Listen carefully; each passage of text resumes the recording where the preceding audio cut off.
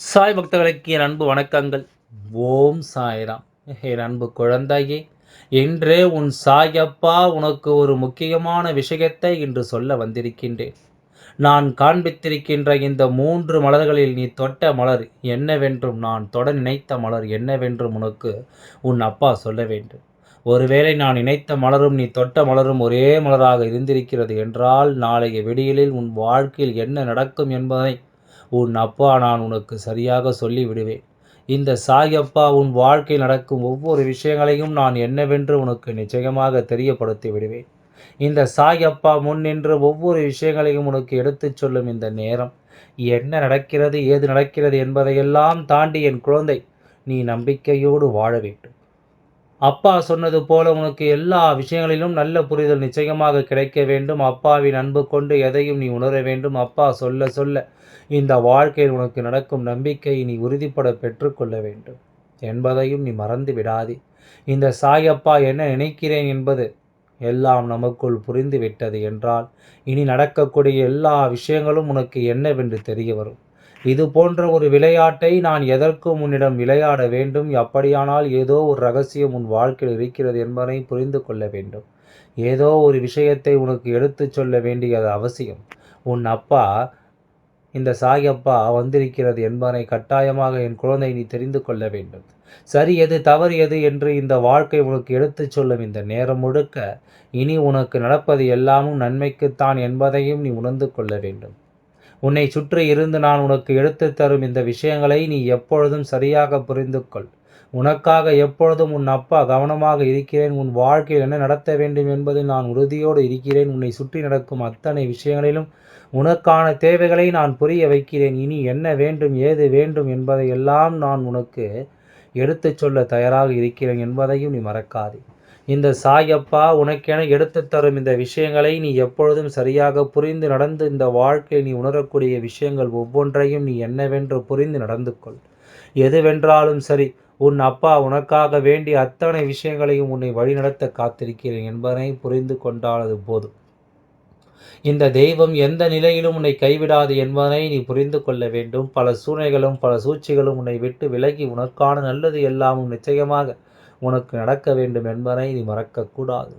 எந்த காலத்திலும் என் குழந்தை எதையுமே நினைத்து நீ வருந்தாமல் உனக்கு நடக்கக்கூடிய அத்தனை விஷயங்களையும் நீ முழுக்க முழுக்க தெளிவுபட புரிந்து உனக்கு இந்த வாழ்க்கையில் ஏதோ ஒரு வெற்றி கிடைக்க காத்திருப்பதனால்தானே உன்னை சுற்றி இது போன்ற விஷயங்கள் எல்லாம் நடக்கிறது. உன் அப்பா இதனால்தானே உனக்கு பல நன்மைகளை எடுத்துச் சொல்ல நினைக்கிறேன். உன்னை தேவையில்லாமல் இந்த வாழ்க்கையில் பதறடித்து மனிதர்கள் இன்னமும் இங்கு இருக்கத்தான் இருக்கிறார்கள். என் அன்பு குழந்தையே, வேதனைப்படுத்திய மனிதர்கள் இங்குத்தான் இருக்கிறார்கள். என் குழந்தைக்கு சுற்றி இருந்து வேண்டுமென்றே வேதனைகளையும் துன்பங்களையும் கொடுத்து உன்னை அதிகமாக சோதிக்க நினைத்த மனிதர்களும் இங்குத்தான் இருக்கிறார்கள். இந்த சாய் அப்பா உன்னோடு நின்று உனக்கு உருவாக்கி கொடுக்கும் இந்த கால நேரம் இனி எல்லாமும் என்னவென்று என் குழந்தை நிச்சயமாக நீ உணர வேண்டும். உன்னை ஆட்டி படைக்கும் இந்த விஷயங்களை நீ தெரிந்து கொள்ள வேண்டும். இத்தனை காலமும் உனக்கு நான் உருவாக்கி தந்திட்ட ஒவ்வொரு விஷயங்களையும் நீ எண்ணி எண்ணி கலங்கியது போதும். இனிமேல் நடப்பது ஒவ்வொன்றும் இந்த அப்பாவின் அருளோடு உனக்கு நல்மதிப்பை கொடுக்கும் என்பதை நீ தெரிந்து கொள்ள வேண்டும். சாய் அப்பா காண்பித்திருக்கின்ற பூ என்னவென்று நீ இன்றே தெரிந்து கொள்ள வேண்டும். உன்னுடைய வாழ்க்கையில் நான் உனக்கென சொல்லித்தர இந்த விஷயங்களை எல்லாம் என் குழந்தை நீ நிச்சயமாக என்னவென்று உணர்ந்து கொள்ள வேண்டும். சரியான நேரத்தை எதிர்பார்த்து நிற்கும் இந்த காலம் முழுக்க இனி உன்னை சுற்றி நடப்பது அத்தனையும் உன்னை நிச்சயமாக பேரானந்தப்படுத்தும் என்பதில் எந்தவித மாற்று கருத்தும் கிடையாது. உன்னை தேடி வரும் விஷயங்கள் எல்லாவற்றையும் என் குழந்தை நீ முழுக்க முழுக்க சரியாக புரிந்து கொண்டாலே அது போதும்.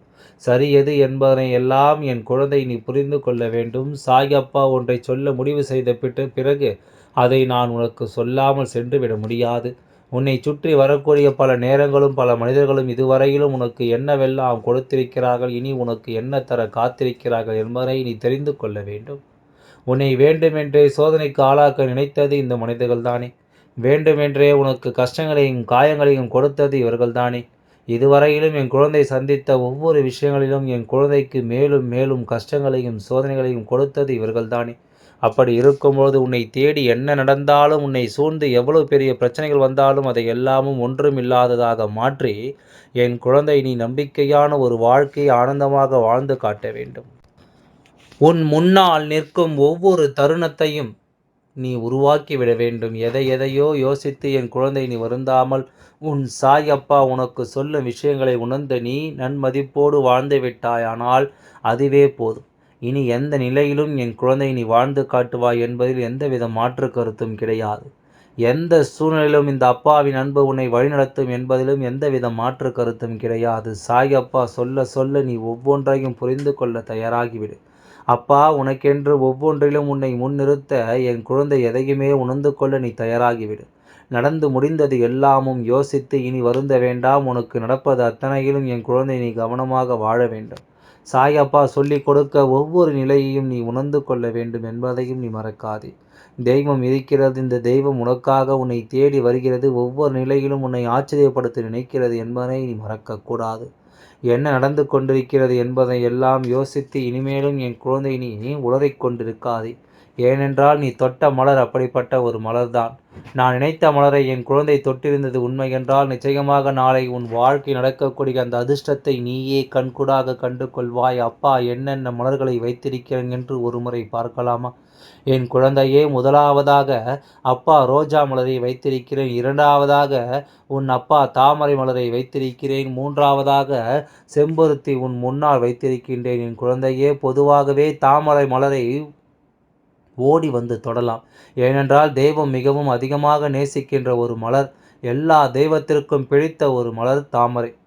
தாமரை மலரில் தெய்வம் வீற்றிருப்பார்கள். அப்படி இருக்கும்பொழுது அந்த மலரை சற்றென்று தொட தோன்றலாம். அப்படி இல்லை என்றால் ரோஜா மலர் எல்லோருக்குமே பிடித்தமான ஒரு மலர். பெண்ணுக்காக இருந்தாலும் ஆணுக்காக இருந்தாலும் அவர்களுக்கு அதிகமாக பிடித்த ஒரு மலர். அடுத்ததாக செம்பருத்தி மலர். இந்த செம்பருத்தி பூ தெய்வத்திற்கு உகந்த ஒரு பூ. அப்படி ஒவ்வொரு மலர்களிலும் ஒவ்வொரு சிறப்பம்சம் இருக்கும் பொழுது எல்லா மலர்களிலும் கடைசியாக பொதுவான ஒரு ஒற்றுமை இருக்கிறது. என்ன தெரியுமா? தெய்வத்திற்கு மிகவும் நெருக்கமான மலர்கள் என்றாலே அது தெய்வத்திற்கு மிகவும் பிடித்தமானதுதான்.